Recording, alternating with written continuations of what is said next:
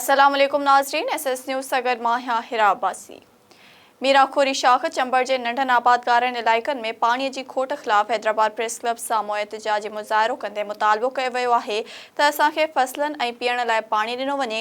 मुज़ाहिरो कंदे मौला बख्श लगारी, इरशाद लगारी, राज़ी खान ऐं ॿियनि चयो त असीं बकीरानी टेल जा आबादगार आहियूं, जॾहिं त केतिरे ई अरसे खां ज़मीननि समेत पीअण जे पाणीअ लाइ तरसी रहिया आहियूं। हिननि चयो त मुंड वारा बासर माण्हू पानी चोरी करे वञनि था, जंहिं सबबि मीराखोरी शाख में पाणीअ जी तमामु घणी खोट आहे। फसल सुकी रहिया आहिनि। मालवंद माण्हू खोट सबबि ज़िंदगी जी तकलीफ़ुनि खे मुंहुं ॾियण ते मजबूर थी विया आहिनि। टंडो आदम में ॾींहं ॾिठे फुरू रोज़ जो मामूल बणिजी वियूं आहिनि, जॾहिं त पुलिस ॾोहनि ते कंट्रोल करण में मुकमल नाकाम थी वई आहे।